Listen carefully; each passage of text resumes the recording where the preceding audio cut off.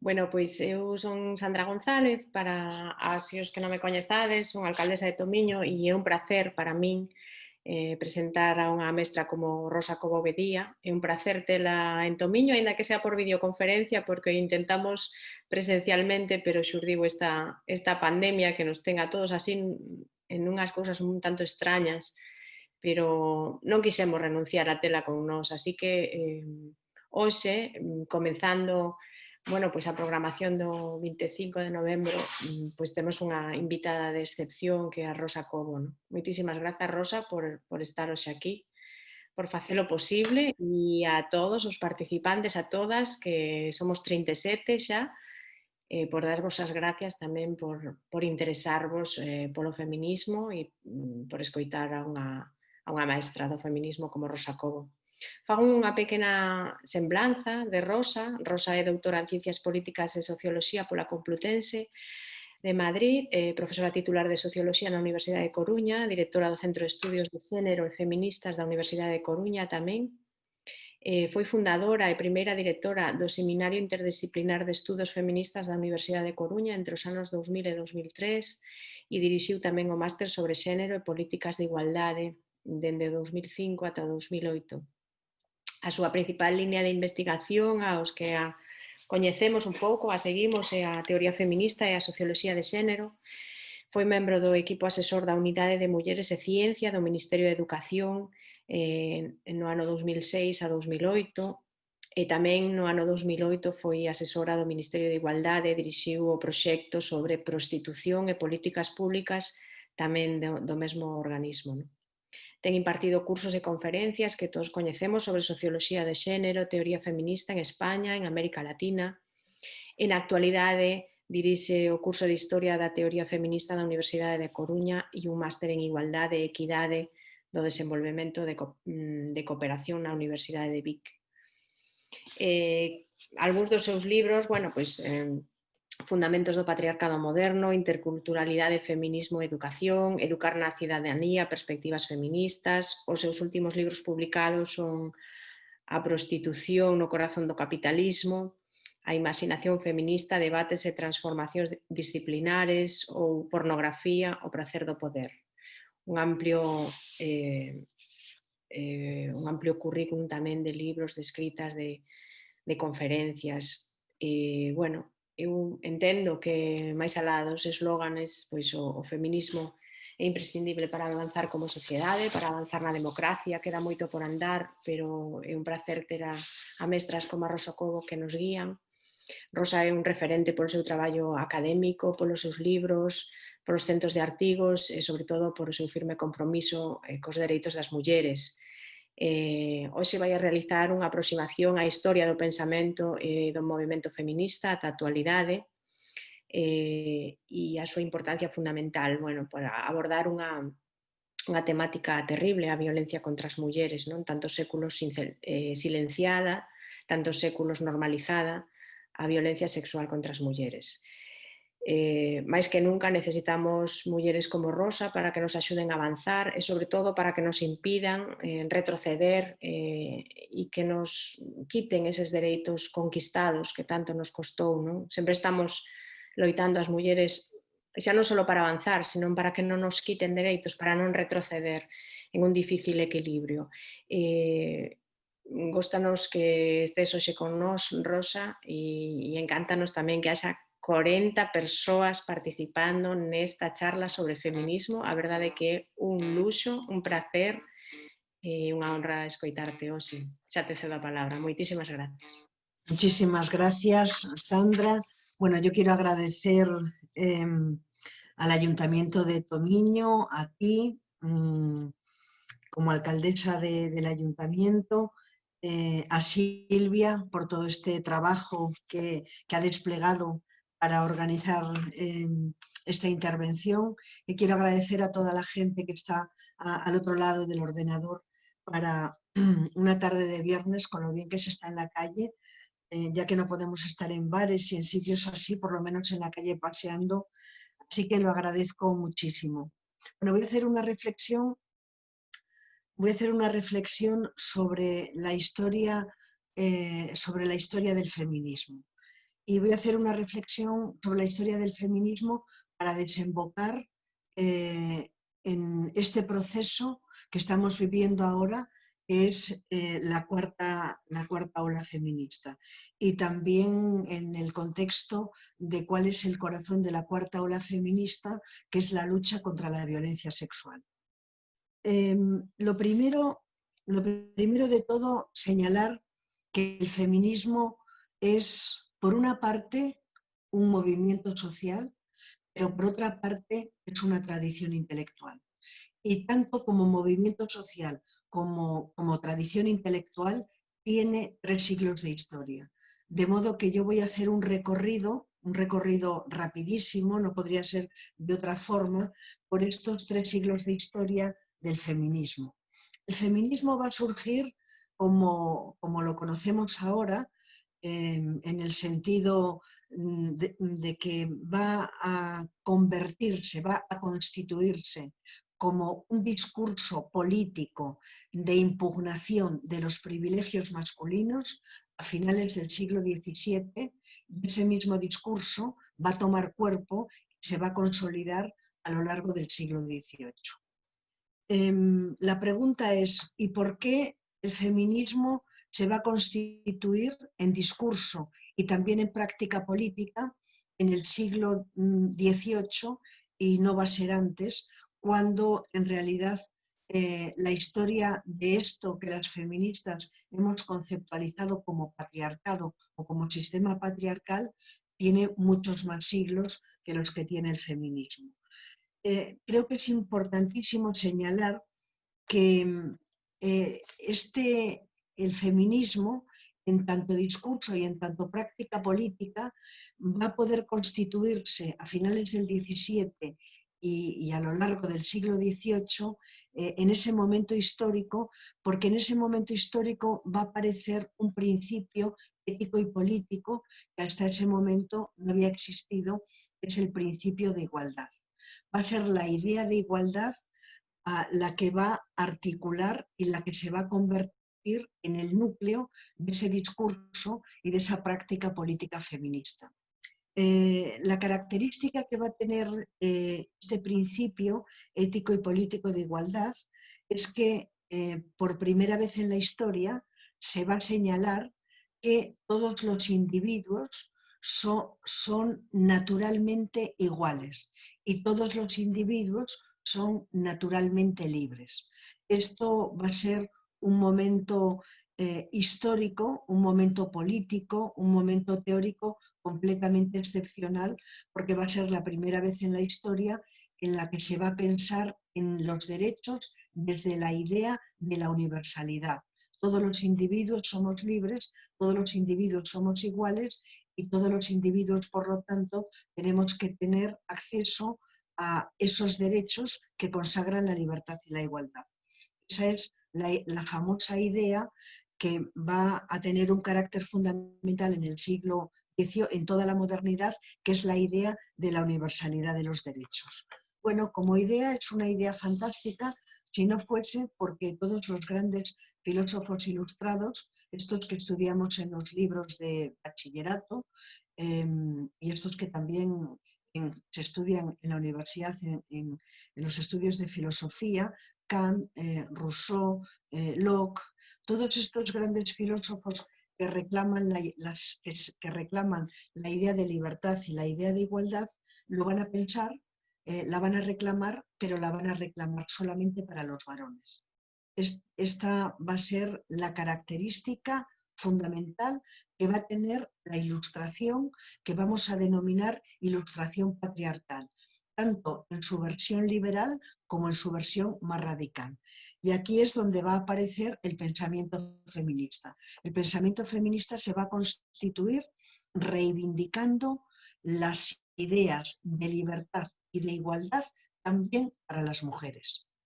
Cuando en el siglo XVIII los pensadores y las pensadoras feministas hagan esta operación, la de impugnar una idea de igualdad que no es lo suficientemente universal como para que alcance a las mujeres, es cuando se van a poner las bases del pensamiento y de la práctica política feminista.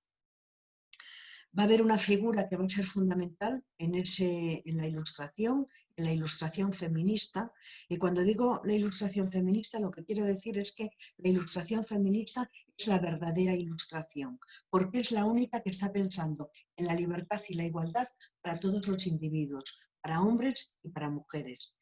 Va a tener una figura fundamental, esta ilustración feminista, que va a ser la figura de Mary Wollstonecraft, una escritora británica de la que precisamente ahora mismo se acaba de, fijaros qué increíble que en el año 1792 escribió un famosísimo libro que se llama Vindicación de los Derechos de la Mujer, y hasta ahora, hasta hace un mes escasamente, no había tenido una estatua, una escultura en la ciudad en la que ella vivió su corta vida, porque murió a los 37 años, que fue Londres. Y este detalle no es un detalle de poca relevancia, sino que es un detalle que nos habla del poco reconocimiento que han tenido aquellas mujeres que han luchado por los derechos de las mujeres.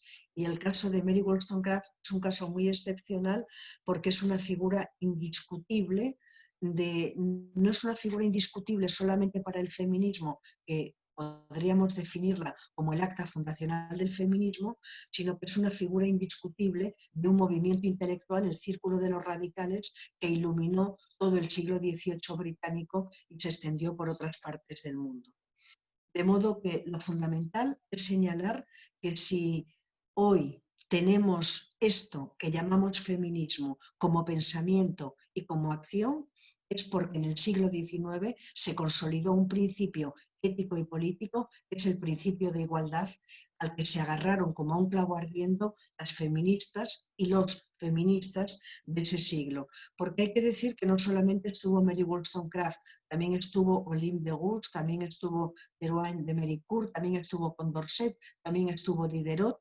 Hubo una ilustración feminista que fue una ilustración intelectualmente muy poderosa, intelectualmente muy prestigiosa, pero que sin embargo ha llegado al siglo XXI, han llegado quienes participaron activamente en esa ilustración feminista, han llegado pero despojados de sus aportaciones y de sus escritos feministas. Hoy casi nadie pensaría en Condorcet o en Diderot como escritores, como intelectuales ilustrados que defendieron los derechos de las mujeres. Esto indudablemente nos tiene que hacer reflexionar por qué hay una barrera que impide a algunos movimientos sociales que impugnan la desigualdad que pasen a la historia. O que pasen como debieran pasarlo. Esta ilustración patriarcal acabó con la derrota de Napoleón y hubo medio siglo de silencio. Hasta el año 1848 no vamos a volver a ver un nuevo estallido feminista. Y esto es importantísimo porque, y lo vamos a ver cuanto que lleguemos a la cuarta ola feminista, porque las tres primeras olas feministas han estado precedidas por décadas de silencio. Cuando se constituye el primer discurso y la primera práctica feminista en el siglo XVIII,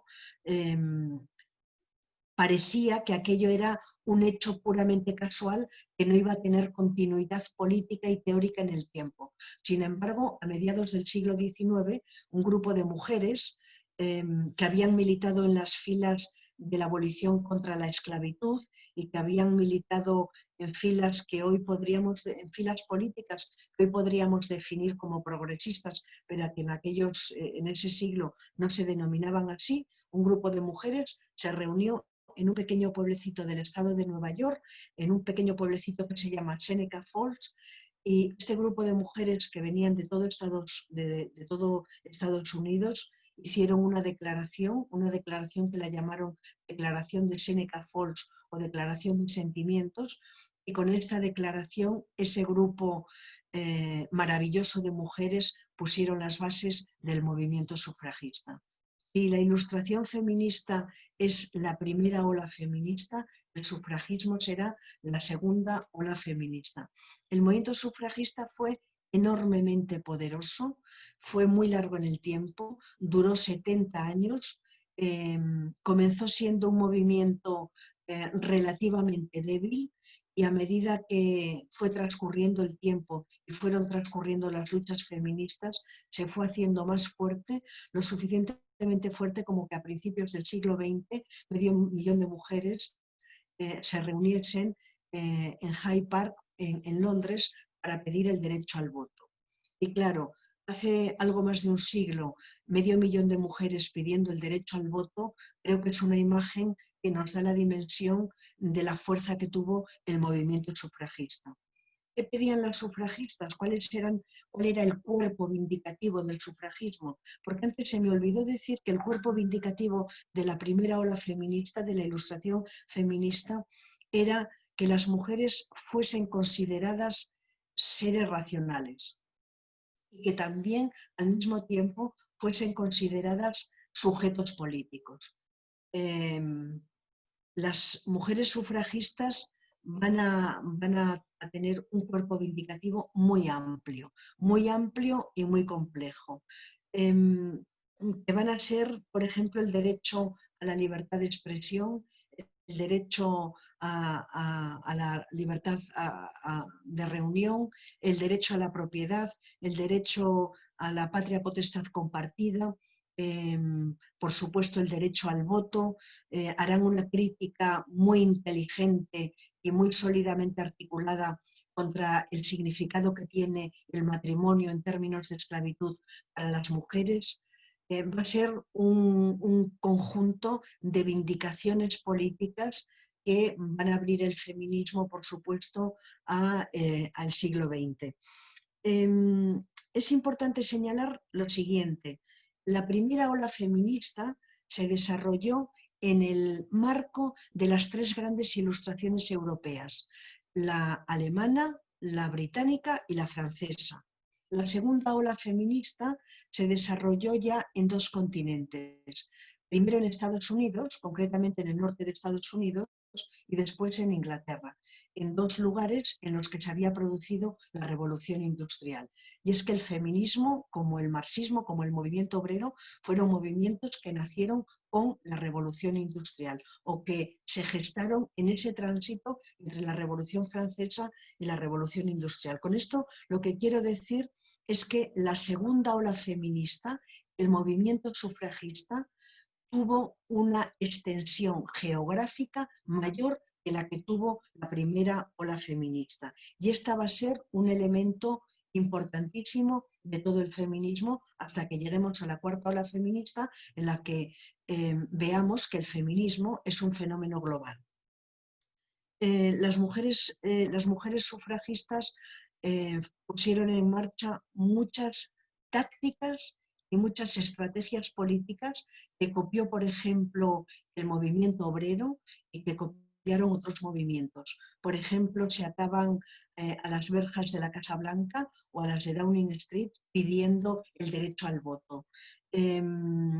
Hubo un sufragismo liberal y hubo un sufragismo más radical que estableció alianzas con el socialismo, con el marxismo en aquel momento.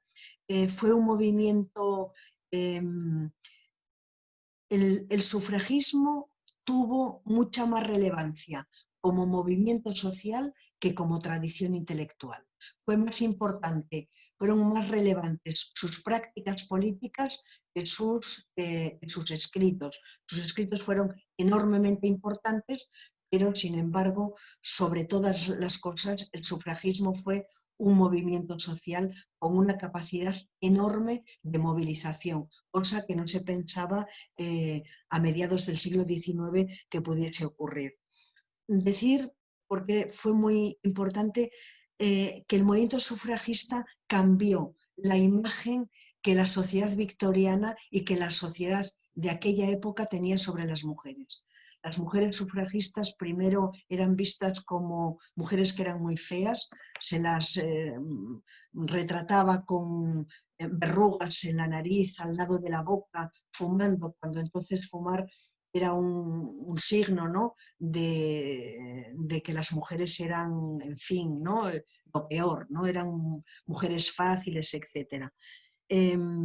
La primera vez que un filósofo, Stuart Mill, en el Parlamento británico pidió el voto para las mujeres, lo hizo 2 veces. La primera vez los parlamentarios se reían a carcajadas pensando que era una extravagancia de un filósofo que ya de por sí era extravagante. La segunda vez que colocó en el Parlamento un discurso fuertemente vindicativo para pedir el sufragio para las mujeres, los parlamentarios ya no se reían, los parlamentarios estaban enfadados. Y yo creo que estas dos intervenciones de Stuart Mill dicen muy claramente cómo el sufragismo fue un movimiento que fue creciendo, que fue siendo que cada vez tuvo más relevancia en términos de que aumentó la conciencia crítica feminista en las sociedades en las que se desarrolló.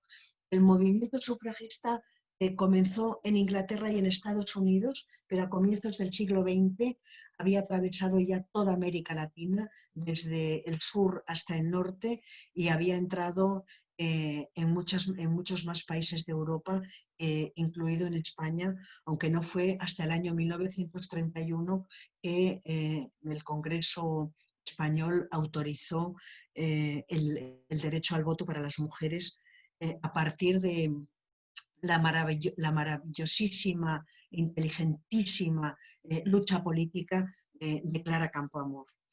El movimiento sufragista va a terminar con la Primera Guerra Mundial. Por supuesto que no querían conceder el voto a las mujeres y por supuesto que trataron de convencerlas, y esto es un aviso para navegantes, por supuesto que trataron de convencer a las mujeres feministas norteamericanas de que parasen su lucha política, porque muchos hombres norteamericanos que habían ido al frente estaban muriendo, y ante una guerra los derechos de las mujeres tienen que quedarse en la retaguardia, tienen que quedarse en segundo lugar. Tengo que deciros que las feministas norteamericanas se dividieron.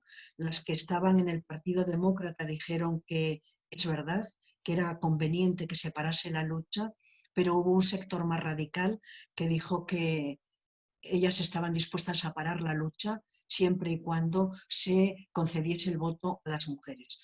Como no querían concederles el voto, ellas siguieron luchando. Al final fueron ellas las que ganaron, y las mujeres demócratas, que también eran sufragistas, reconocieron que no habían tenido razón, reconocieron que tenían razón el ala más radical, que no paró ni un solo minuto de pedir el derecho al voto. Se me olvidó decir antes, y es importante, que también pidieron el derecho a la educación y pidieron el acceso a las profesiones. Pidieron un derecho fuerte de ciudadanía. Querían ser elegidas y querían elegir. Bueno, hasta que después de que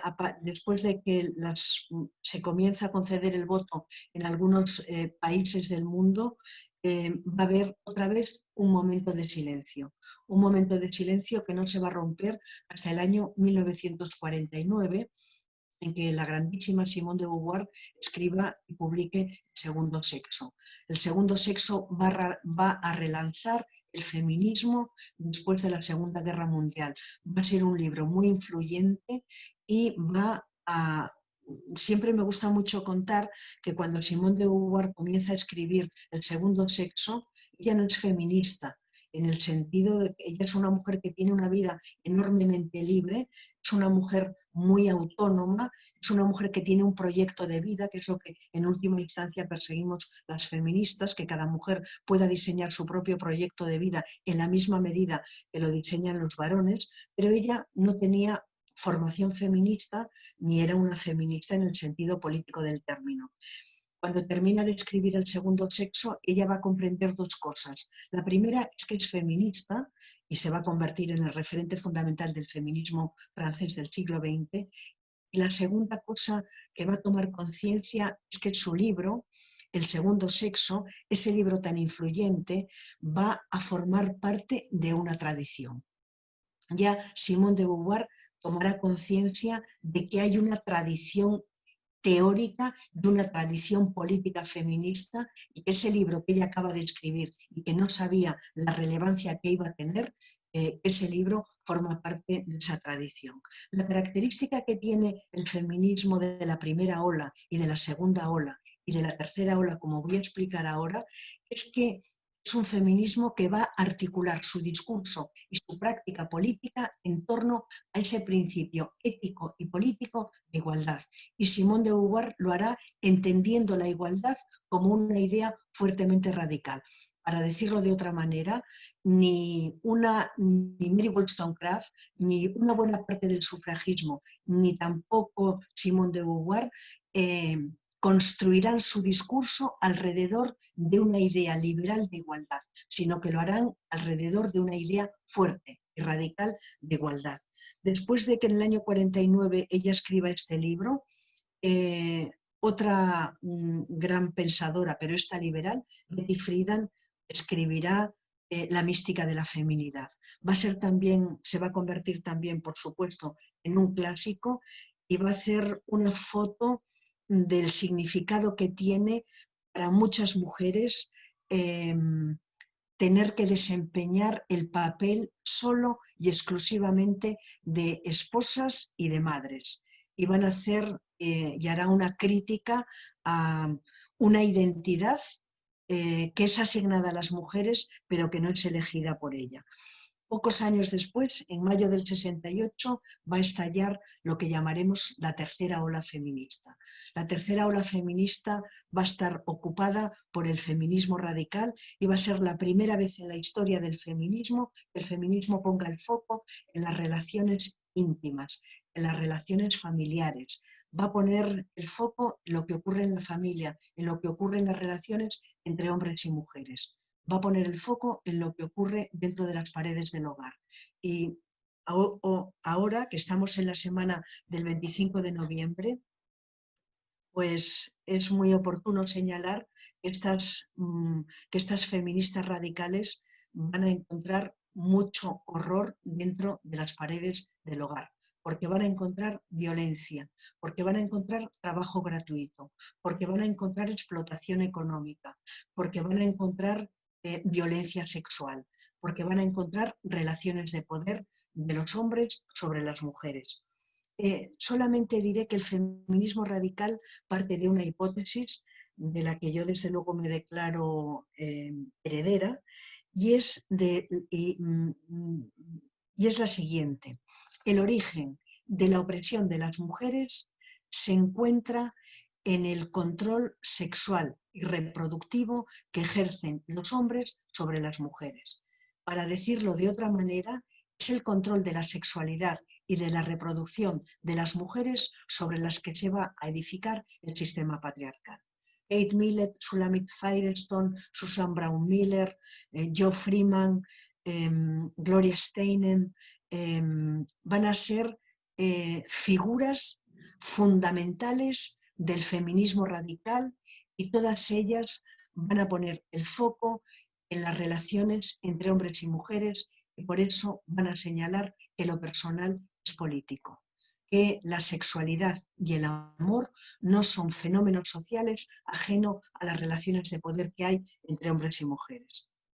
El feminismo radical va a tener una extensión mayor que la que tuvo el movimiento sufragista y se va a extender desde luego a todo el continente americano, a todo el continente europeo y va a ejercer influencia, aunque sean influencias no en términos de movimiento social, va a ejercer influencia intelectual en otras partes del mundo. Va a ser un feminismo muy influyente y a mí siempre me gusta mucho decir que el feminismo radical tiene una sombra muy alargada. Si hoy hablamos de violencia patriarcal, de violencia de género, de violencia machista, es porque existió el feminismo radical.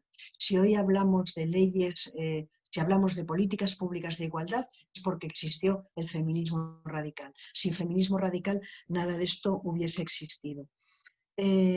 La característica que va a tener este momento histórico es que el feminismo radical, entre la tercera ola feminista, que es el feminismo radical, y la cuarta ola feminista, de la que voy a hablar ahora mismo, no va a desaparecer el feminismo. No va a haber un vacío. Va a haber una reacción patriarcal como la hubo entre las olas, entre una y otra ola anteriores, pero no va a haber un vacío. En los años 70 va a entrar, por ejemplo, el feminismo en la universidad. A partir de ese momento se van a hacer políticas públicas de igualdad y a partir de ese momento va a haber un movimiento social feminista que va a ir ampliándose. Sin embargo, va a haber va a haber una reacción patriarcal muy fuerte hasta que a finales quizá de la primera década del siglo XXI o quizá en los primeros años de la segunda década va a estallar la cuarta ola feminista. Cada ola feminista ha significado una ampliación geográfica respecto a la anterior. Para decirlo de otra manera, se ha ensanchado el espacio geográfico y el espacio histórico en el que ha crecido el feminismo. ¿Por qué podemos hablar de una cuarta ola? Hablamos de una cuarta ola porque es un movimiento de masas. Aquí podemos recordar el 8 de marzo del 2018, del 2019, del 2020. Podemos recordar la cantidad de movimientos que hubo contra los intentos de Ruiz Gallardón de recortar la ley del aborto. Lo que ocurrió aquí ha ocurrido en otras partes del mundo. Ocurrió en Argentina. Yo no puedo evitar que se me pongan los pelos de punta cuando pienso en miles y miles de mujeres a las puertas del Congreso esperando que se autorizase la ley de aborto, por ejemplo, o las mujeres de Chile, las estudiantes de los institutos, los prolegómenos de este movimiento constituyente que está viviendo Chile, o esas 300 mujeres que atravesaron todo Turquía pidiendo que se respetasen los derechos de las mujeres, o esas mujeres polacas defendiendo con uñas y dientes la ley del aborto que les querían recortar y que finalmente lo han conseguido, no sabemos cómo ni de qué manera.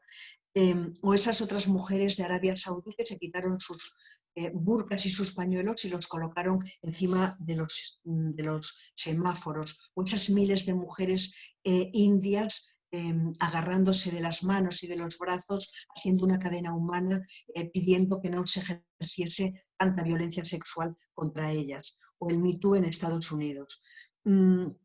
Es un fenómeno global, y esto sí que es la primera vez en la historia, es abiertamente intergeneracional.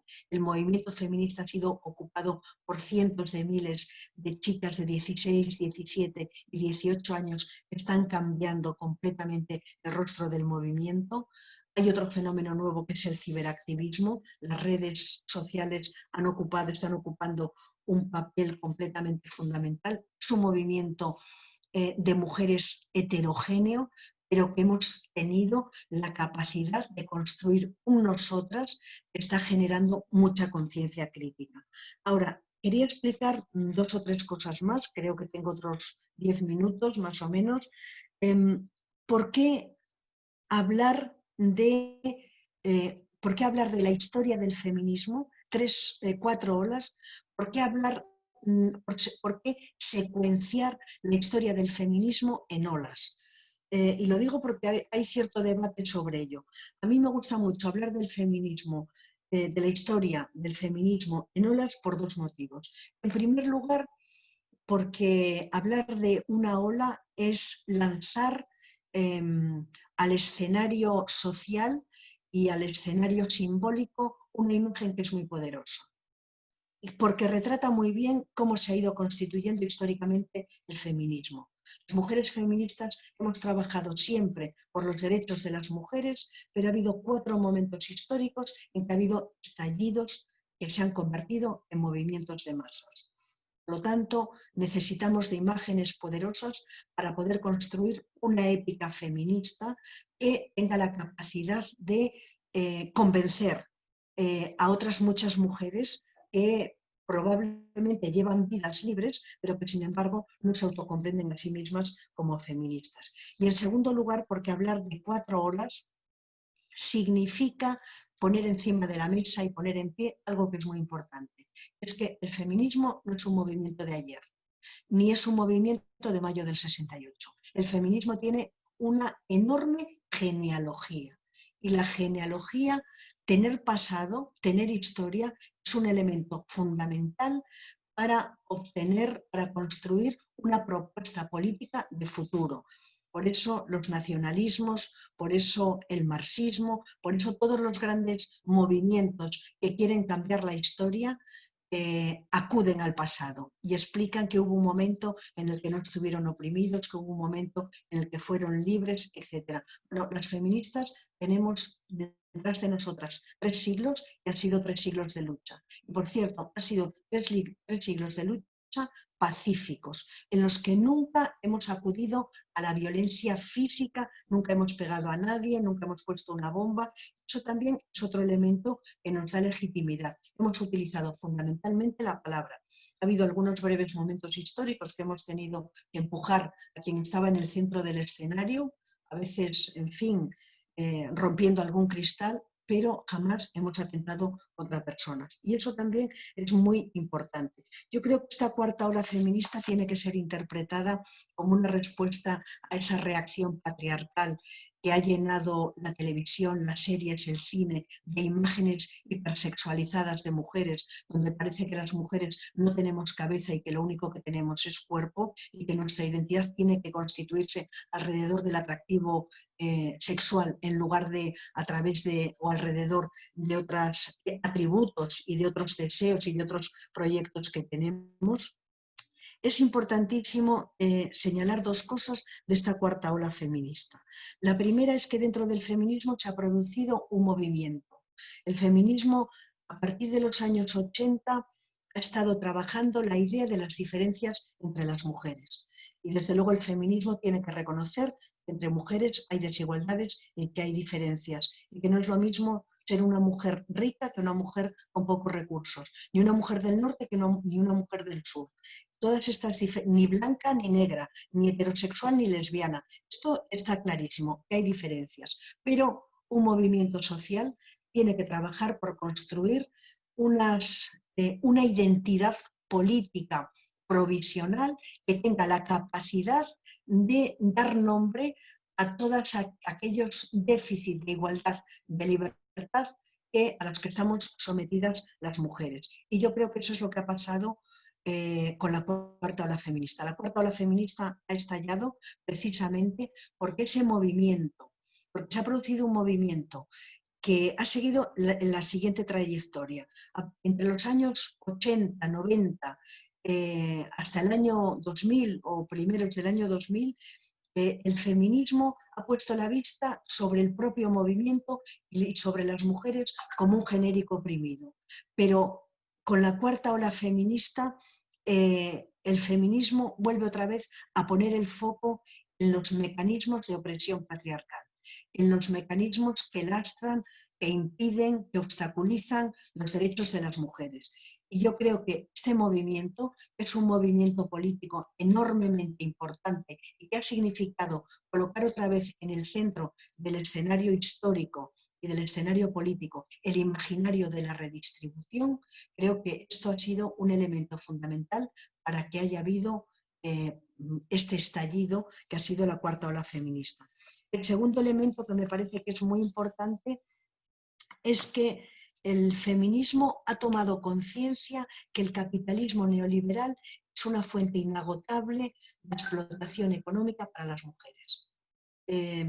Estuvimos antes pensando si las mujeres del norte éramos privilegiadas frente a las del sur, si las blancas tenían el privilegio de la piel frente a las negras, y ahora de pronto, y esto lo dice una mujer que no es precisamente que no está en un feminismo como el que yo comparto, ¿no? Que es Mohanty, dice: tenemos que dejar de trabajar las diferencias, reconocer que existe, pero trabajar las afinidades, trabajar las convergencias, trabajar lo que nos une.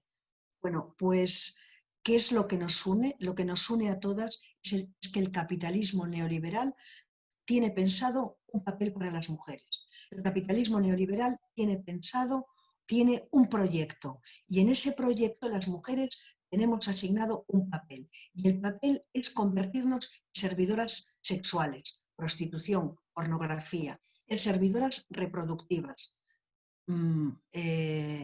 vientres de alquiler, en servidoras domésticas, todo este sector de esclavitud doméstica de tantas mujeres que son exportadas de países del sur a países del norte para resolver los problemas domésticos, a veces en condiciones de semiesclavitud, o en servidoras laborales. Y podemos pensar en las Kellys, podemos pensar en estas mujeres que trabajan 8 horas diarias y que les dan cantidades mínimas por esas jornadas de trabajo, o podemos pensar, por supuesto, en las mujeres de las maquilas. Bueno, dicho esto, quería pasar a cuál es el cuerpo vindicativo del feminismo, porque cada ola feminista ha tenido su cuerpo vindicativo. En el corazón de la cuarta ola feminista está, sin ninguna duda, la lucha contra la violencia sexual. Yo creo que ese es el verdadero corazón, ese es el núcleo, y eso es lo que nos ha sacado a la calle a millones de mujeres en todo el mundo. Ha sido un grito colectivo de rabia en el que tantas mujeres hemos comprendido que se conseguían derechos para otros colectivos, que se conseguían derechos en general, que parecía que las democracias a veces se iban ensanchando, pero que nada de eso afectaba a la violencia de las que las mujeres somos receptoras. Yo creo que este es el corazón de la cuarta ola. Aquí quiero hacer un inciso para contar lo siguiente. Este grito colectivo contra la violencia sexual ha puesto en marcha una lógica analítica y política de búsqueda, de identificación analítica de todos los fenómenos que contribuyen a la violencia sexual. Y ahí es donde hemos llegado a la abolición de la prostitución, hemos llegado a la crítica a la pornografía y, por supuesto, hemos llegado a la crítica a los vientres de alquiler. Y hemos llegado a una crítica enorme a la hipersexualización de lo femenino, a esa especie de hipersexualización de las mujeres que en última instancia se esconde debajo del subtexto de la aniquilación simbólica de las mujeres. Ahora, aquí viene una pregunta y con esto voy a terminar. La pregunta es esta. Bueno, antes de hacerme esta pregunta, una cosa que se me había olvidado que es muy importante. Si bien el corazón de la cuarta ola feminista es la lucha contra la violencia sexual, el segundo elemento importante de la cuarta ola feminista es la lucha contra el capitalismo neoliberal y más concretamente contra la política sexual del capitalismo neoliberal. El feminismo está finalmente comprendiendo, porque no es nada fácil comprender esto, ese proyecto que tiene el capitalismo para colocarnos a las mujeres en posiciones de servidoras, no de trabajadoras, sino de servidoras. ¿A todas las mujeres? No, claro que no, no a todas. A muchas sí. Su aspiración es probablemente que seamos casi todas. Ahora, la pregunta es, ¿y cómo desactivamos esto? Y aquí yo creo que es muy importante varias cosas. Es muy importante la política. Para poder desactivar fenómenos que son opresivos o de explotación, siempre tenemos dos herramientas. Por una parte tenemos el poder político y por otra parte tenemos la educación. Esto lo decían los ilustrados más progresistas del siglo XVIII. Esto quiere decir que desactivar esta violencia, desactivar o por lo menos poder reducirla, frenarla todo lo posible, requiere de leyes. Pero también, y son políticas que van dirigidas a la subjetividad colectiva, pero también se necesitan otro tipo de medidas que vayan dirigidas a la subjetividad individual. Y aquí es donde juega un papel fundamental la educación. Juega un papel fundamental la educación en el sentido siguiente. No vamos a poder frenar la violencia sexual solamente con medidas, con leyes que penalicen a los agresores, que por supuesto es importantísimo penalizarles. y no solamente penalizarles, sino defender a las mujeres que son agredidas, por supuesto. Pero también es enormemente importante hacer políticas de prevención. Y las políticas de prevención, el corazón de las políticas de prevención es siempre la educación. Por eso yo estoy un poco disgustada con esta ley de educación que no ha colocado la coeducación en el corazón del sistema educativo. Es necesario que el sistema educativo no enseñe solamente contenidos, sino que enseñe también esa idea fundamental de que los individuos somos iguales, que somos iguales en el sentido de que todos somos merecedores de tener los mismos derechos y que no hay ningún genérico ni ningún grupo que tenga el derecho a tener más derechos que los demás. Y esto tiene que estar apoyado por leyes, pero también tiene que estar apoyado por prácticas dentro del propio sistema educativo, para decirlo de otra manera, por medidas políticas o por políticas en las aulas. Por lo tanto, importantísimo señalar, en primer lugar, que tenemos que introducir prácticas coeducativas en el sistema educativo, que tiene que haber programas de formación a padres y a madres, programas de formación en igualdad, y que los niños y las niñas tienen que tener una variedad infinita de talleres en los que se les enseñe a ellos y a ellas, a niños y a niñas, una posición crítica frente a la pornografía, la idea de la igualdad, una posición crítica frente al amor romántico, o frente a la idea de control, etc. Por lo tanto, bueno, yo creo que ese es uno de los retos que tenemos para poder desactivar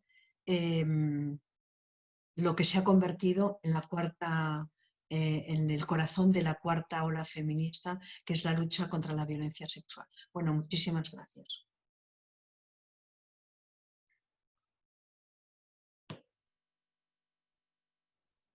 Muchas gracias, Rosa. Gracias. Eu non sei agora, a xente está falando polo chat, seguro que hai algunhas persoas que queren facer preguntas.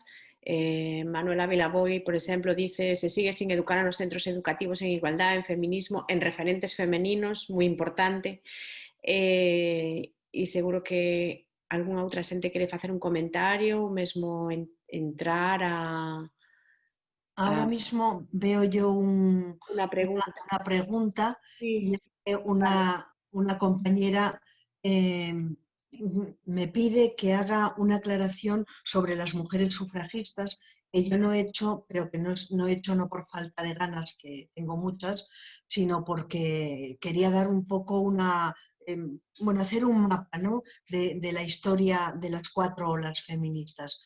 Las mujeres sufragistas, esas que se reunieron en Seneca Falls en el año 1849, no, 1848, se habían forjado en dos procesos distintos. Primero, en un proceso religioso que tuvo lugar en Estados Unidos, que se llamó el Gran Despertar. Se organizaron pequeñas comunidades religiosas y fue la primera vez en que ellas pudieron tomar la palabra en un ámbito que ya era público, aprendieron a hablar. Y quien tiene la palabra tiene la mitad del trabajo hecho. Y el segundo proceso en el que estas mujeres se forjaron políticamente fue en el movimiento por la abolición de la esclavitud, a favor del sufragio para la población masculina, por supuesto, negra. Las mujeres sufragistas, las primeras, las que fundaron el sufragismo, se formaron en esos dos movimientos. En el primero tomaron la palabra en lo público, en el segundo aprendieron que es una organización política y aprendieron lo que es esto que llamaríamos la militancia política. Todo ese aprendizaje lo llevaron al movimiento sufragista, y creo que, entre otras razones, es por eso por lo que el sufragismo fue un movimiento que perduró a lo largo de 70 años. Me piden que si puedo valorar la influencia de las leyes de identidad y de autodeterminación. Bueno, lo primero que tengo que decir es que yo no soy experta en temas relacionados con la identidad. Dicho esto, voy a hacer tres observaciones, rapidísimas, ¿eh? La primera es que creo que tenemos que entender y comprender muy bien que grupos oprimidos o discriminados a lo largo de la historia han tenido una colisión de intereses. Nos pasó a las feministas, nos pasó con el marxismo, con el socialismo, con el movimiento obrero. A no olvidar cómo Lenin regañaba a Clara Zetkin en un famoso discurso público que hizo. Hubo colisión de intereses entre los hombres y las mujeres después de la Segunda Guerra Mundial. Por ejemplo, cuando se definió a los varones como proveedores universales y a las mujeres como amas de casa. Y la definición de los hombres como proveedores universales la sostuvo la izquierda. De modo que entre la izquierda y el feminismo, entre los obreros y las mujeres, hay colisión de intereses. La pregunta es, ¿por qué no va a haber colisión de intereses entre la población LGTB o entre el movimiento LGTB y el feminismo? Por supuesto que los hay. Siempre ha habido, y reconocer que hay intereses que no son coincidentes y que en otros casos son contrapuestos, creo que es algo que tenemos que hacer. La segunda cosa, discúlpame Sandra, voy a ser rapidísima, la segunda cosa es que el feminismo se ha constituido histórica, teórica y políticamente sobre la idea de que el género es una estructura de poder. El género, lo decía muy bien Mary Wollstonecraft, no lo decía con estas palabras, pero os puedo asegurar que lo decía, es una construcción coactiva y es una construcción normativa y coactiva para las mujeres. Por lo tanto, las mujeres no podemos defender la idea de la identidad de género. Esa es otra cosa que es importante.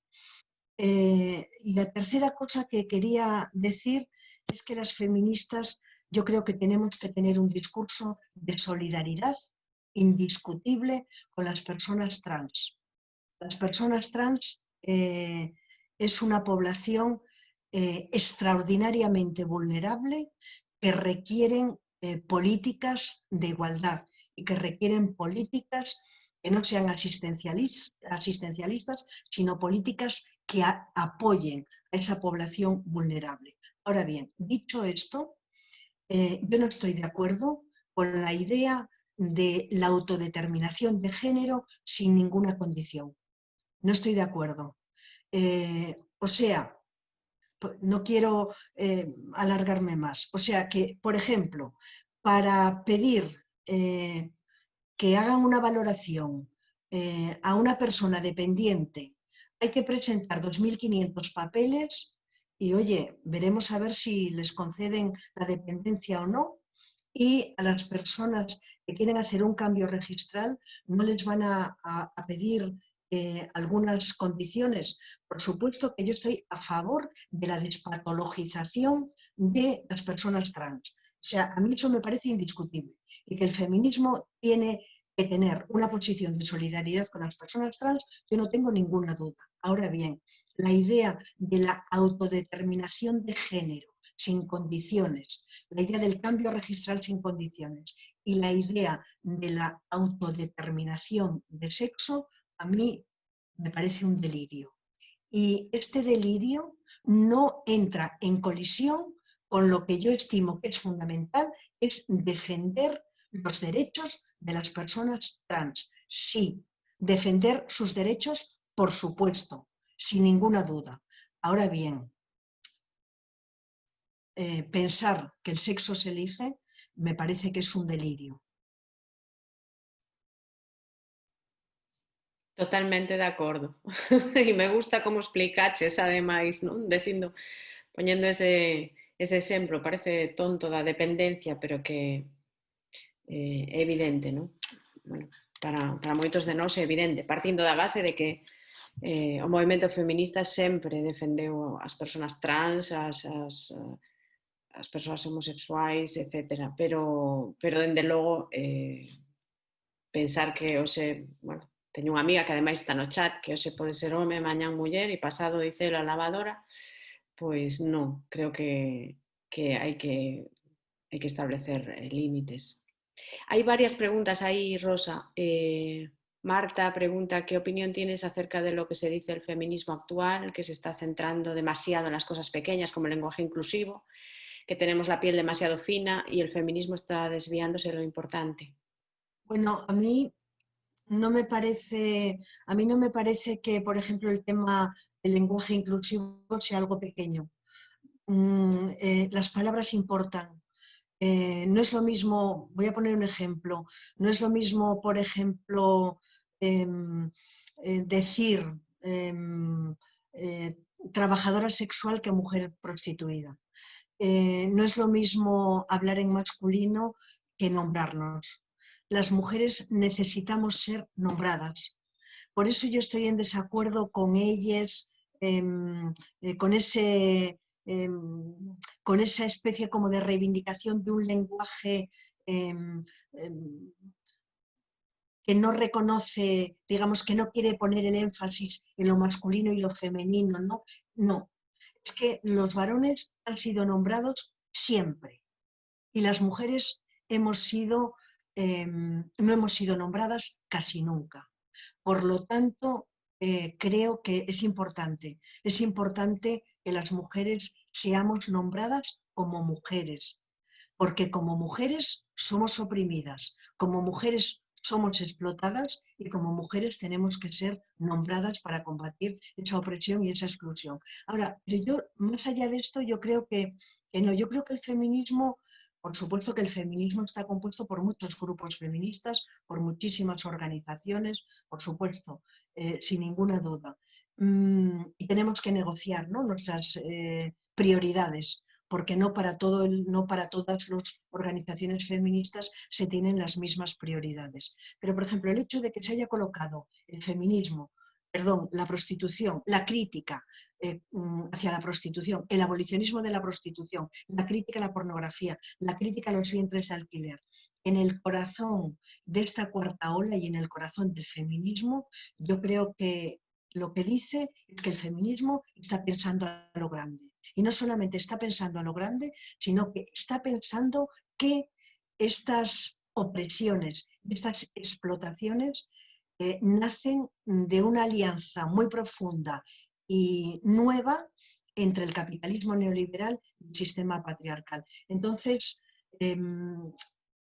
yo creo que no, yo tengo la impresión de que no nos equivocamos, ¿no? O sea, yo, por ejemplo, estoy muy dedicada a la lucha abolicionista, pero veo como amigas mías y compañeras de lucha están en contra del SAP, por ejemplo. Es que las opresiones de las mujeres son muchas y el feminismo tiene que dar respuesta a todas. Entonces, es complejo, pero yo no sé, pienso que lo estamos haciendo bien. Igual es que soy una autocomplaciente enfermiza, pero... Hay máis preguntas.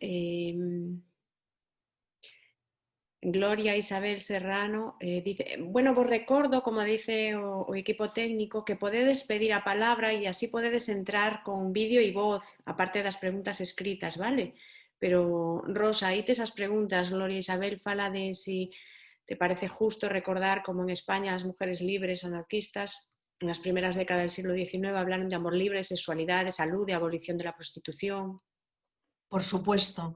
A mí me gusta desde luego recordar a mujeres libres de CNT, a las mujeres anarquistas, bueno, y a tantas, ¿no? Es importantísimo traerlas aquí, porque si no las traemos nosotras, ¿quién las va a traer?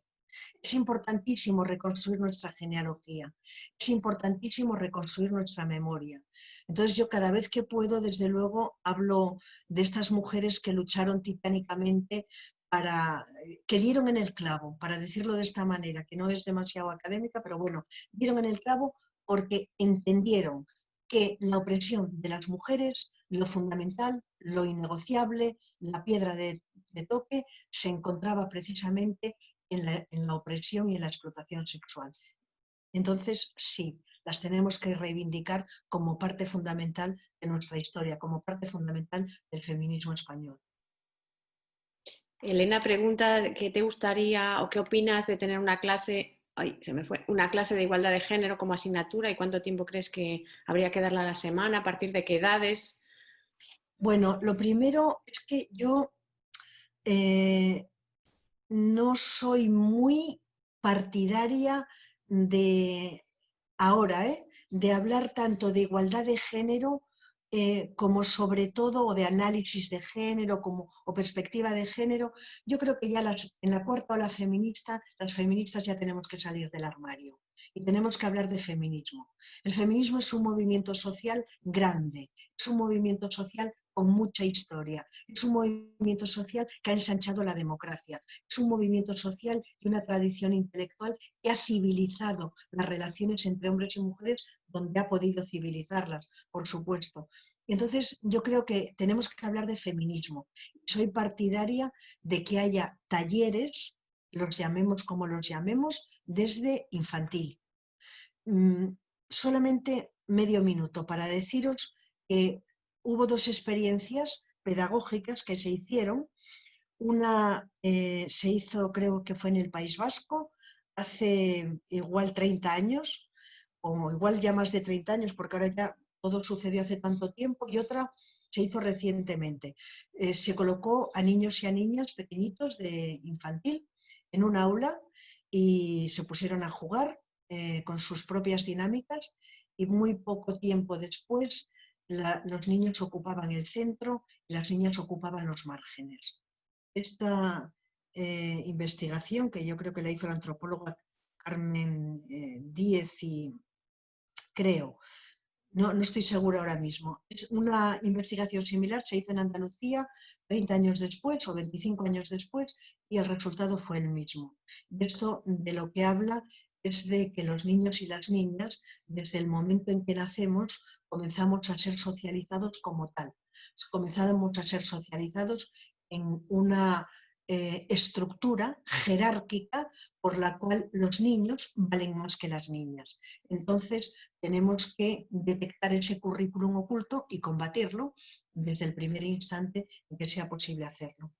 Todavía nos pasa con los patios de los colegios. Yo lo veo en el concello, por exemplo, os patios dos colexios sempre están ocupados polo campo de fútbol, na centralidade e na periferia é donde se instalan as nenas, pero é moi difícil porque a mesma normativa da Consellería de Educación dice que ten que haber un campo de deporte que normalmente é fútbol e que é o que ocupan na súa centralidade pois os nenos, non? É algo contra o que estamos loitando incluso nos novos patios que estamos refacendo no Concello de Tomiño, pero a Consellería impón o seu criterio de que ten que haber un campo de deporte central que casualmente pois ocupan sempre os nenos.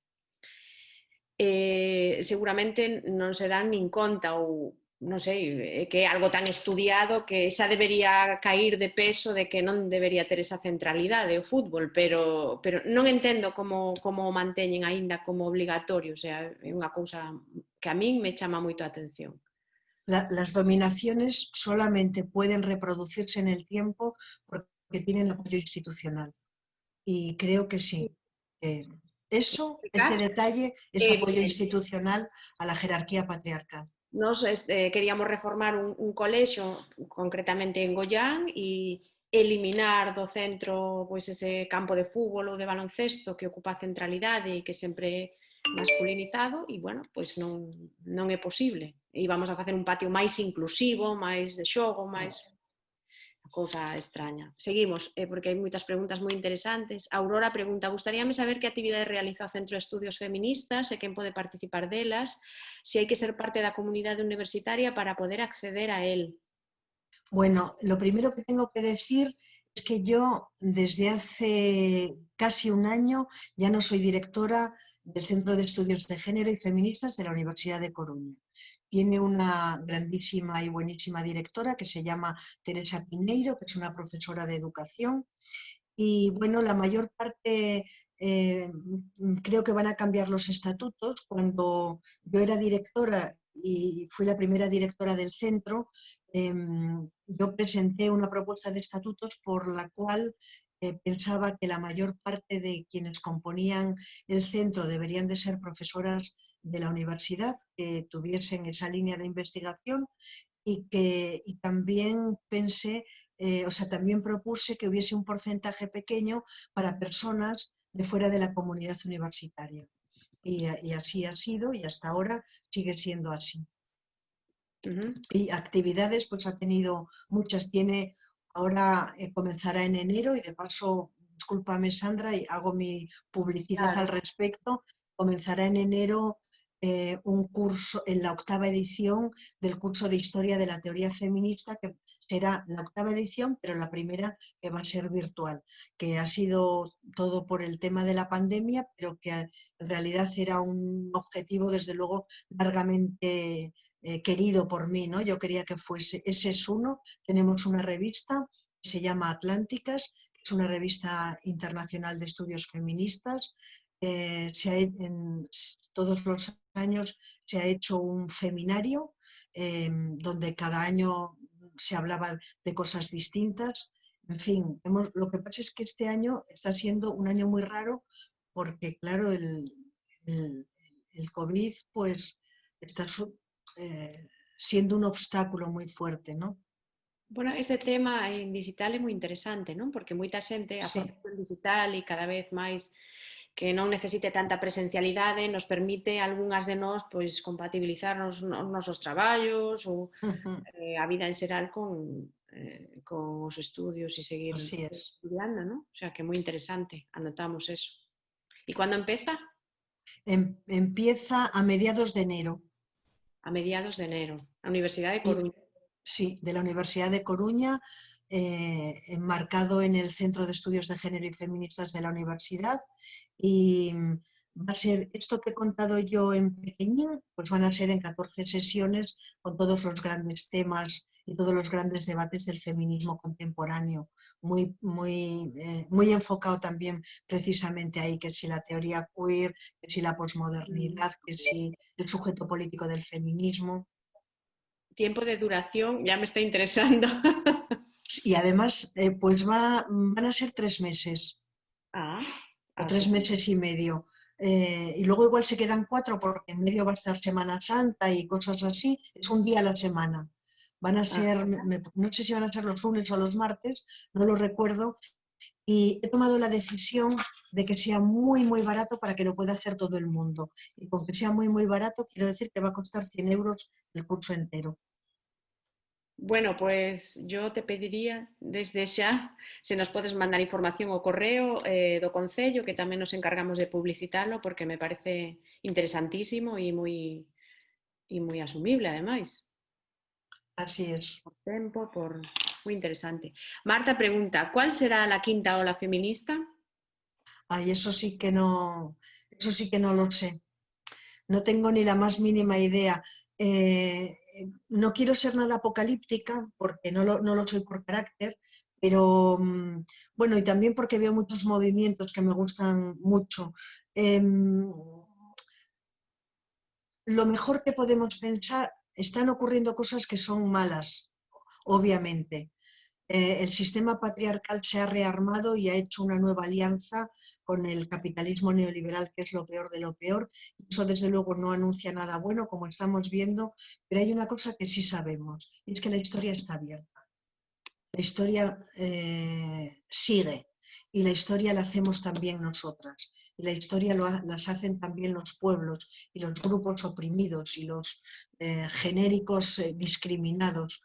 Yo creo que el futuro estará estrechamente y causalmente vinculado a la capacidad de movilización y a la capacidad vindicativa que pongamos en las calles, que pongamos en la universidad, que pongamos en todos los lugares en los que vivimos.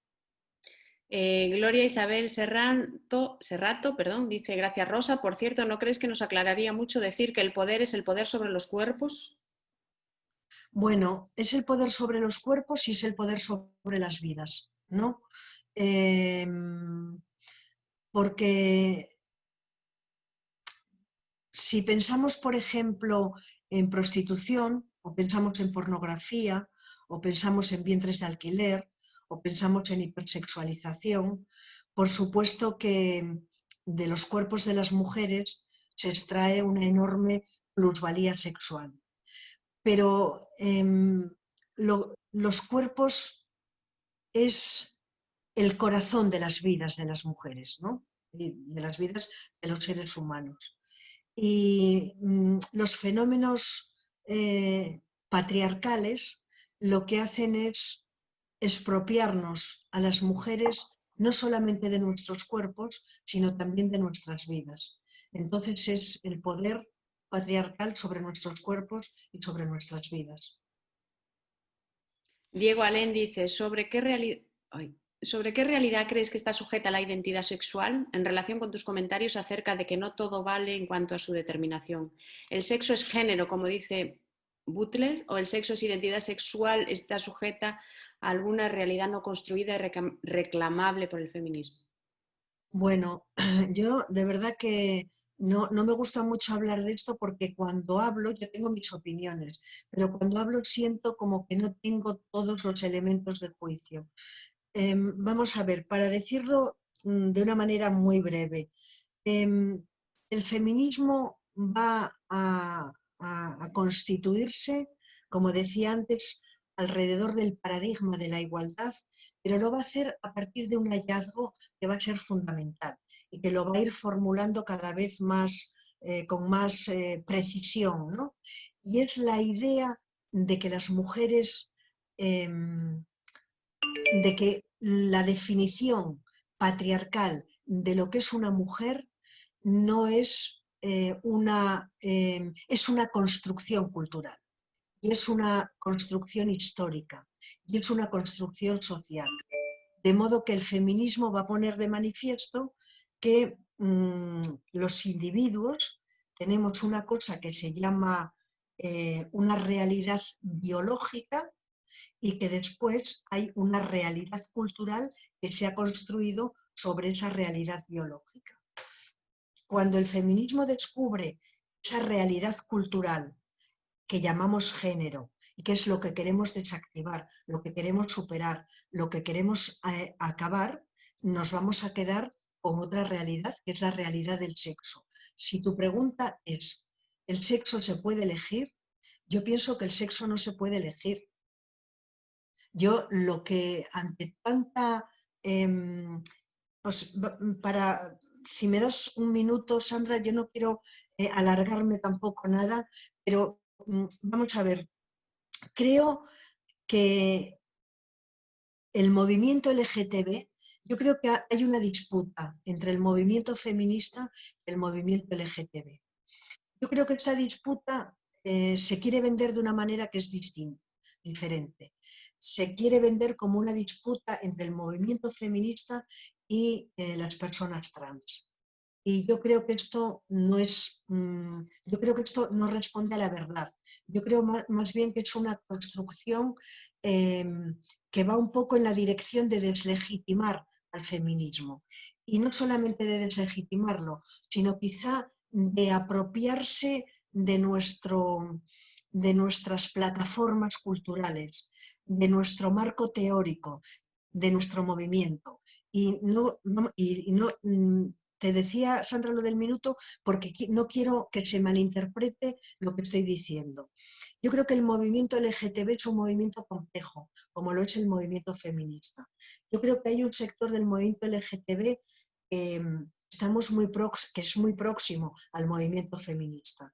Y después hay otro sector del movimiento LGTB que se ha entregado en cuerpo y alma al capitalismo. Es lo que algunos propios miembros del colectivo gay llaman el gay capitalismo. Yo creo que entre ese sector del movimiento LGTB que se ha entregado en cuerpo y alma al capitalismo, a los vientres de alquiler, a la prostitución, el feminismo no tiene nada que ver con ese sector del movimiento LGTB. Otra cosa es el movimiento LGTB que quiere desactivar los códigos de género que resultan tan coactivos para los hombres y para las mujeres. Yo creo que ahí nos encontramos y yo creo que ahí nos convertimos en socios preferentes. Entonces, desde ese punto de vista, yo creo que hay una lucha, yo lo veo así, yo creo que hay una lucha de ese sector del movimiento LGTB que se ha entregado al capitalismo con el feminismo. Y yo lo entiendo muy bien porque el feminismo en su mayoría tiene una posición crítica contra los vientres de alquiler, contra la pornografía y contra la prostitución. Y en ese sentido tenemos unas posiciones fuertemente divergentes. Yo creo que el feminismo no tiene nada que ver con ese sector del movimiento LGTB. Con el otro sector del movimiento LGTB creo que podemos hacer muchos negocios, para decirlo de esta mala manera, podemos hacer muchos negocios juntos, tenemos muchos intereses que son comunes, pero eso sí, somos movimientos distintos. Y hay una cosa que es importante, en fin, no lo suelo decir públicamente así, pero sí, lo voy a decir, porque total, yo creo que ese sector del movimiento LGTB está tan entregado al capitalismo, quiere imponer al feminismo su agenda. Y su agenda es eso, vientres de alquiler, pornografía y prostitución. El feminismo lo ha dicho una vez, otra y otra, y lo va a seguir diciendo. No. Nuestra agenda es nuestra. La definimos nosotras y la definimos en función de esa lucha política histórica que hemos dado de querer sustraernos a la explotación sexual, a la explotación económica, en última instancia a la opresión patriarcal. No sé si he contestado bien esa pregunta, pero creo yo que... Yo vamos, maravillosamente, diría.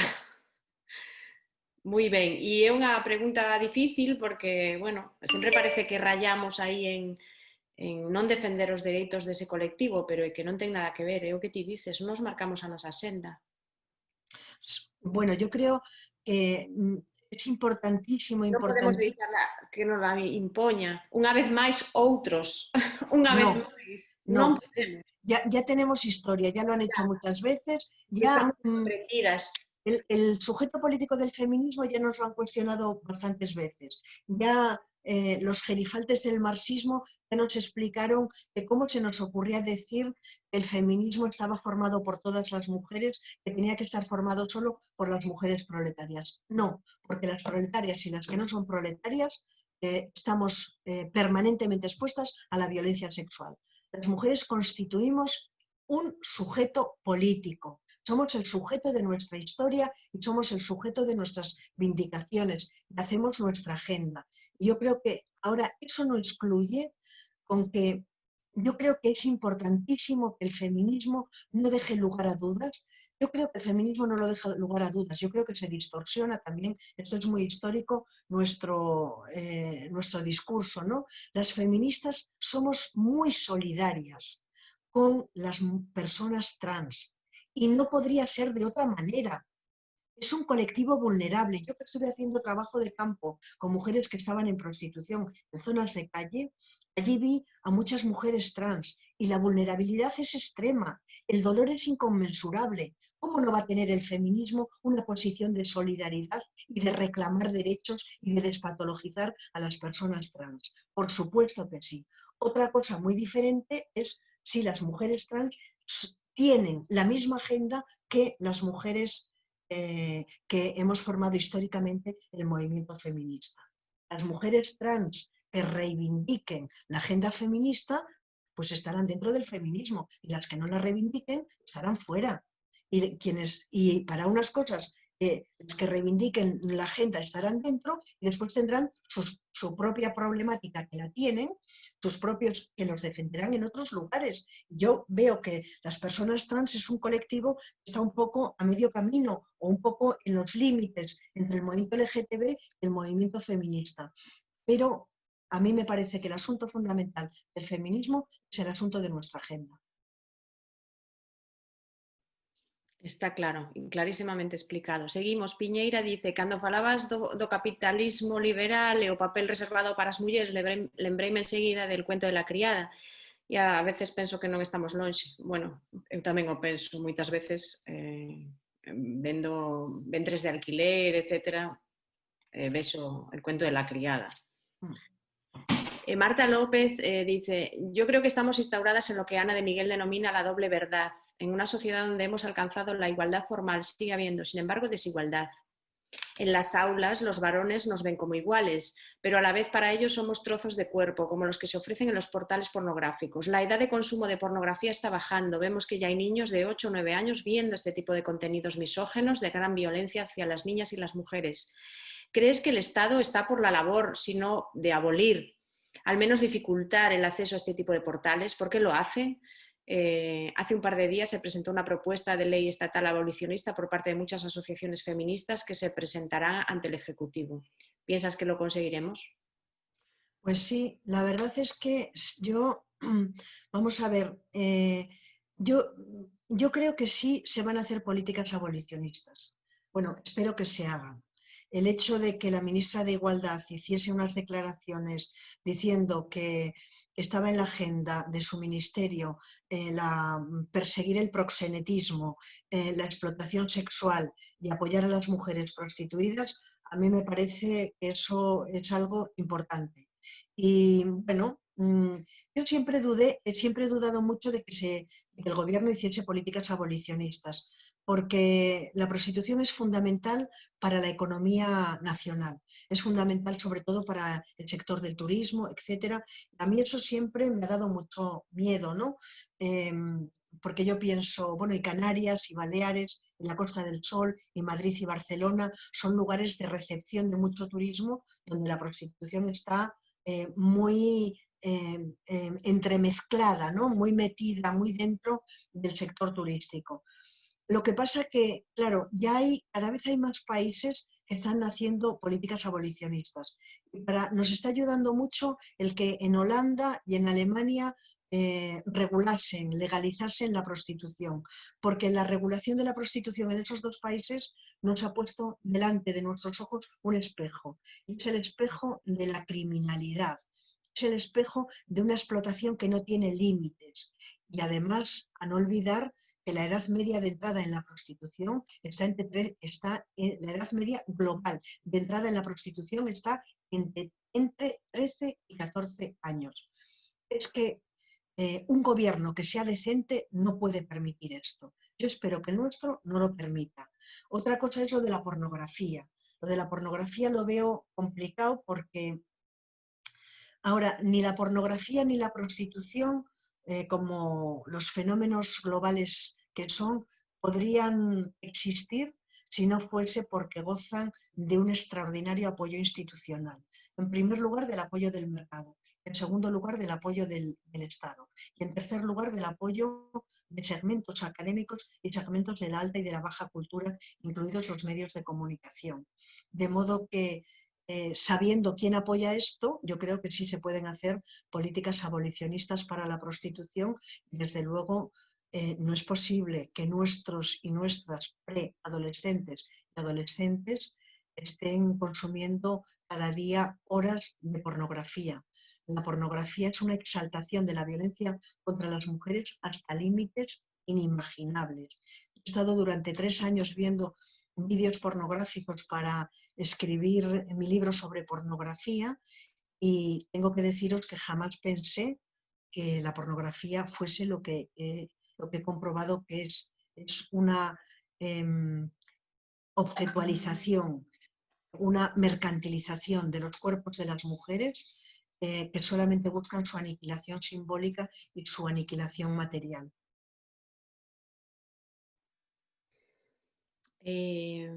Continuamos. Piñeira dice, moi de acordo con que as mulleres teñen que ser nombradas e postas en valor. Hai unha moi importante no feminismo que quero reivindicar, que é María Telo. Tamén Piñeira está de acordo coa disputa entre movimentos LGTB e feminismo.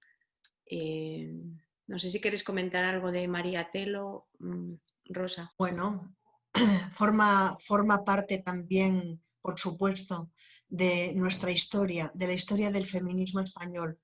Es verdad que el feminismo tiene como mucha tendencia a fijarnos, ¿no? a estudiar esos episodios feministas que han sido muy significativos en otras partes del mundo, pero ya se están haciendo muchos libros en los que se está reconstruyendo la genealogía del feminismo español. De ahí, desde luego, pues Mujeres Libres, María Telo, Clara Campoamor tienen un papel fundamental.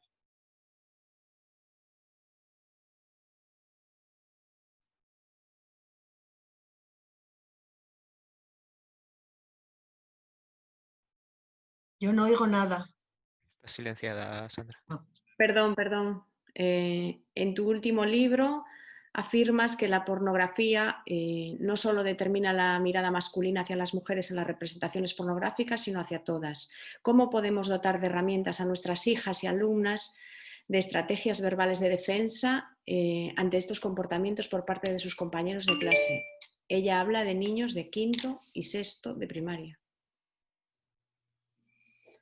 Es impresionante. O sea, el significado que está teniendo la pornografía en la articulación de las relaciones entre niños y niñas, entre pre y adolescentes, es impresionante. Y la verdad es que no sé muy bien ni qué decirte. Yo lo que hago con mi hija es explicarle, mostrarle imágenes y explicar que hay una enorme relación entre las imágenes y lo que ocurre en cómo los chicos las miran a ellas. De momento, creo que el margen de maniobra que tenemos es poco, porque la pornografía está en abierto, porque a un solo clic se puede ver las mayores salvajadas. Entonces, porque las escuelas, los colegios y los institutos no han recogido la brutalidad que tiene este fenómeno y los efectos que va a tener sobre nuestros adolescentes, chicos y chicas en el futuro. Yo creo que dentro de 10, 15 años vamos a ver efectos que ahora apenas están comenzando a aparecer. Pero solamente os diré una cosa, cuando en un vídeo pornográfico aparece una práctica sexual, y digo una práctica sexual para que nos entendamos, en realidad no es una práctica sexual, en realidad es una práctica sexual solamente para ellos, en realidad es una práctica de poder. Esa práctica inmediatamente es integrada por los adolescentes que quieren llevarla a sus relaciones con las chicas. Entonces, a mí me parece que es muy urgente, muy urgente que se quite en abierto la pornografía ya. Yo creo que no se debe de esperar, creo que no se debe de esperar ni siquiera 2 meses, creo que se tiene que hacer ya. Yo creo que tienen herramientas para hacerlo.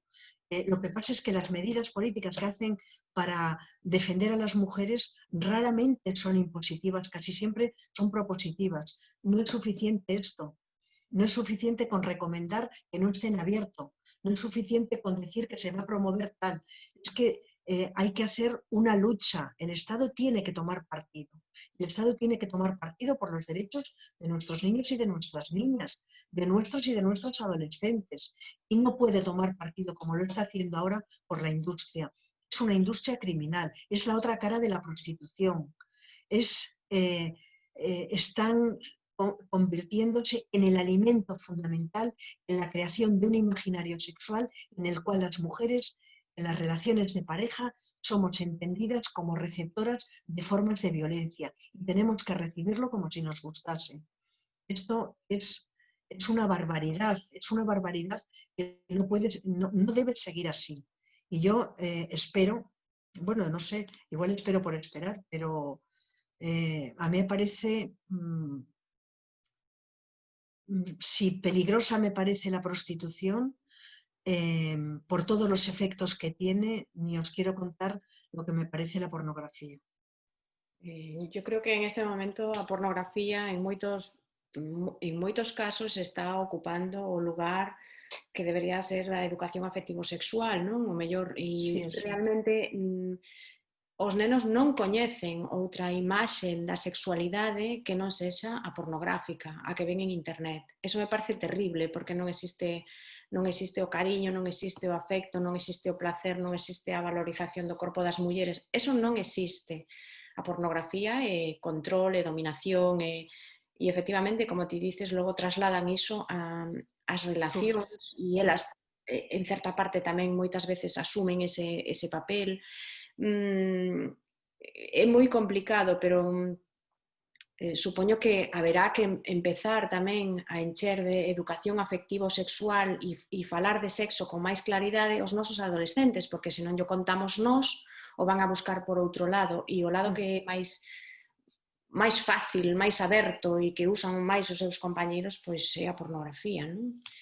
Igual hai que contrarrestar, porque vai ser difícil cortalo. Non sei se é fácil a nivel de internet, como se pode cerrar eso, pero seguramente dar outra posibilidade sería tamén interesante. Dice Gloria Isabel que nos dá unha web aquí que é contraelborradodelasmujeres.org, que tamén nos pode interesar. Ana Pazo dice, en el campo de la justicia y el juzgado de la mujer, ¿crees que se ha mejorado? Hasta donde conozco se cita a la mujer a declarar el mismo día, a la misma hora que su agresor, cuando aún no ha sido detenido en algunos casos. Y no tienes protección ni siquiera dentro del edificio, amén de la forma en que te pregunta el juez, jueza y fiscales, como si tú fueras la acusada. Es completamente cierto que hay una vulnerabilidad extraordinaria en las mujeres que son agredidas en todos los procesos, desde que comienza la agresión hasta que se produce la sentencia. Esto es algo terrorífico. Dice Marta, creo que uno de los... esta hora, ¿no? Creo que uno de los grandes problemas del movimiento feminista es que bajo la misma bandera se agolpan movimientos radicalmente diferentes, algunos incluso opuestos, y que uno de los motivos por los que un movimiento que realmente es muy masivo no consiga unos resultados igual de significativos es ese, a lo mejor, ¿no? Que hay movimientos diferentes baixo feminismo. ¿Qué opinas, Rosa? Bueno, no sé exactamente a lo que se refiere, pero si te refieres a que hemos tenido históricamente que lidiar con dobles y triples militancias, sí, ese es un problema, claro que sí, pero es un problema que yo no veo que sea evitable. Y es algo muy contradictorio para el feminismo, porque las feministas pensamos. Vamos a ver, no sé si te estás refiriendo a cómo, por ejemplo, hay sectores de mujeres de la izquierda que entran al feminismo, por decirlo de esta manera, muchas veces para defender la agenda de sus partidos dentro del propio feminismo. Y cuando coinciden ambas agendas, maravilloso. Y cuando no coinciden, casi siempre suelen priorizar la de su partido sobre la agenda feminista. Y esto ocurre también con otros movimientos sociales. Claro, esto es muy problemático, pero yo veo que es muy difícil de que se pueda resolver. Más bien creo que vamos a tener que seguir lidiando, por utilizar esta palabra tampoco, ¿no? Tampoco ecologista y tampoco así, vamos a tener que seguir gestionando como podamos estas dobles y triples militancias. Yo creo que es muy importante que las feministas consolidemos nuestra agenda. Es muy importante que las feministas consolidemos nuestra agenda y que solamente la negociemos cuando vamos a obtener algo a cambio que es importante. Es decir, esta historia que nos piden a las feministas que sostengamos proyectos que no son nuestros, está muy bien, todos los proyectos, si son progresistas, son estupendos, pero yo soy muy partidaria de que cada palo aguante su vela, ¿no? Y que nosotras tenemos un proyecto, llevarlo adelante nos ha costado sangre, sudor y lágrimas, conseguir un derecho ha sido una cantidad de luchas, de energías de miles y miles de mujeres titánica. Y yo creo que eso nos tiene que poner en la idea de que somos solidarias con otras reivindicaciones que puedan ser progresistas, pero que no queremos que nos succione la izquierda, ni el movimiento LGTB, ni el movimiento, ni la nueva izquierda, ni la vieja, ni ninguna. Si ellos perdieron el sujeto político, que busquen uno, que nosotras ya tenemos el nuestro. Efectivamente, levamos moitos anos lidiando a veces con los camaradas e Eso es, marcando a pesar de todo a nosa xenda, non? eso es. Bueno, Piñeira dice, eu sinto frustración, impotencia e dor con cada asesinato por violencia de xénero e pregúntome que facer con esta lacra, educación, educación, educación. Pues la educación es fundamental. Ahora, fíjate, a mí me preocupa mucho esto porque se ha hecho un estudio en el que se señala que han aumentado un 30% los delitos de agresión sexual entre los menores. Vamos a ver, es bastante difícil que se haga una ley o que se trate de aplicar una ley contra la violencia hacia las mujeres si al mismo tiempo autorizamos a que nuestros jóvenes vayan a los burdeles o si autorizamos a que nuestros adolescentes estén consumiendo todos los días horas de pornografía en cada momento que tienen libre. Es que es muy difícil que esa ley, aunque esa ley se mejore, que se mejorará probablemente con el tiempo, porque fue una ley pactada y en ese sentido recortada, ¿no? Va a ser muy difícil que dé los resultados que debiera de tener si al mismo tiempo no se ponen límites a esos otros fenómenos que están permanentemente exaltando la violencia contra las mujeres. Y desde luego sí, yo creo que la educación tiene un papel fundamental, pero tiene un papel fundamental siempre y cuando esto tenga un lugar institucionalmente asentado dentro del sistema educativo. ¿Cómo vamos a poder pedir a profesores y a profesoras que identifiquen el currículum oculto de género, tal y como se llama, si no saben lo que es? ¿Cómo vamos a pedir a gente que no está formada en violencia que sea este un elemento fundamental en sus enseñanzas? Entonces, necesitamos cambiar el sistema educativo, necesitamos colocar prácticas coeducativas dentro de las escuelas, de los colegios, de los institutos, pero sí, es fundamental. E se non, pois as que somos feministas e temos espacios de poder, debemos, por lo menos promover que nos institutos, nas escolas, pois poida haber este tipo de cursos e de formacións, aínda que sexa fora da actividade curricular, non? Pois nos dentro do Departamento de Igualdade sempre estamos levando este tipo de formación. Silvia pode explicarlo mellor que a min, a nosa técnica, pois ás escolas, aos institutos, etcétera, porque, bueno, pois se non está no currículum, pois intentamos poñelo dende outras institucións e eu creo que as mulleres que ostentamos ou que estamos en lugares onde podemos facelo, pois evidentemente non só temos que militar, senón exercer e practicar tamén o feminismo, non? Pois esta pois é unha das vías tamén. Pregunta Silvia, ¿qué papel tiene la educación en la propuesta de ley orgánica abolicionista del sistema prostitucional que habéis presentado estos días? ¿Modificaría la ley de educación? Pues me pillas así, sin saber exactamente qué es lo que dicen de educación en la ley. Yo la verdad es que he participado, pero he participado así como apoyo, ¿no? Como apoyo externo más bien. Y no he podido leer la ley, entonces no lo sé. Bueno, pues creo que después de comentarios, preguntas, a ver, Luisa Souto dice: moitas grazas por esta charla, para as tomiñesas na emigración o formato online é unha ventaxa. Pues encantada de que estés tamén conectada con Tomiño a través de internet, moi de acordo coas posturas plantexadas. Quería apuntar que vexe unha contradición querer despatologizar as persoas trans, pero ao mesmo tempo comparar o seu proceso con trámites de recoñecemento de dependencia.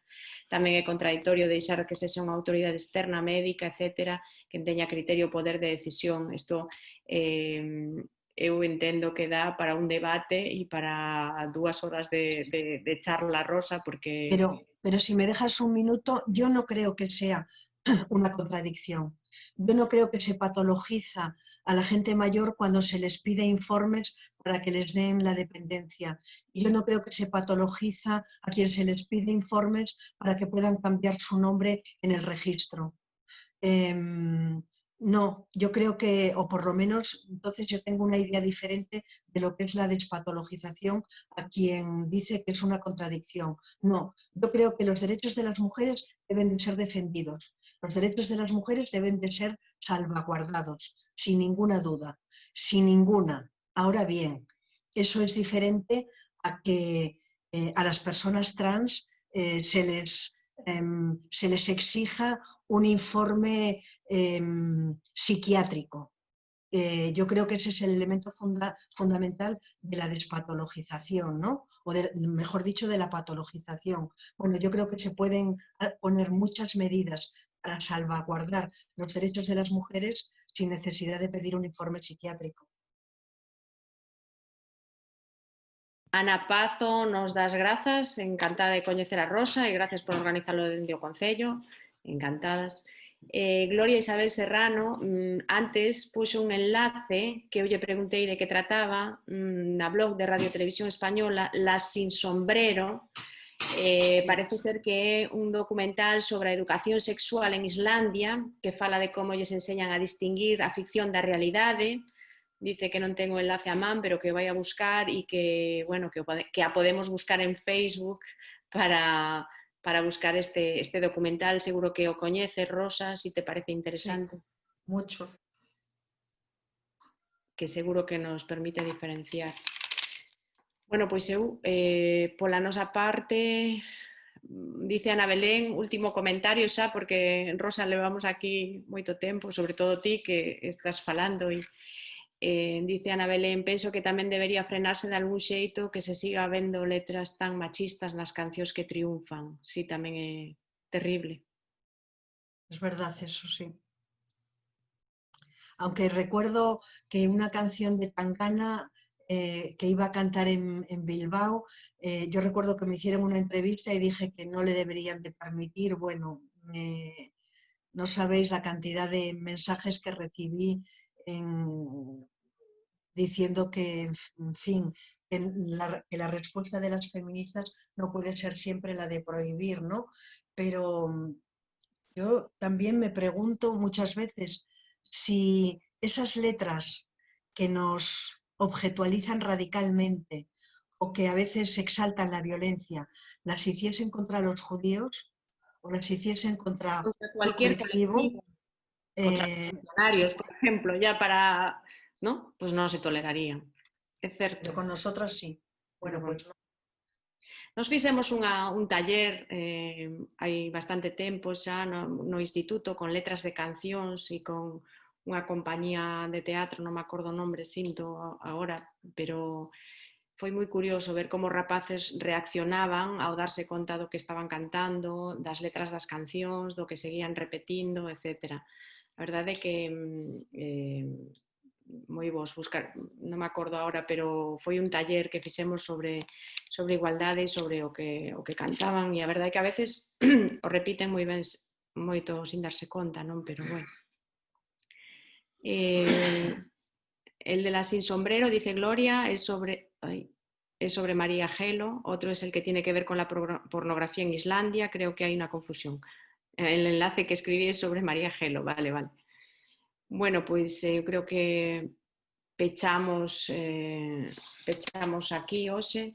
Moitísimas grazas, Rosa, por a oportunidade de escoitarte. Bueno, pois facer estas cousas así en digital, pois a veces tamén ten as súas ventaxas, non? Igual nos apuntamos ao curso de feminismo que tamén é en digital. Ojalá. E bueno, e o prazer de escoitarte un venres pola tarde, así sin grandes desplazamentos, sin ter que movernos moito. Perdemos esa calidez da cercanía, pero bueno, foi un placer escoitarte, aprender de feminismo contigo. Creo que temos que volver a raíces sempre, recordarnos quen somos, porque loitamos.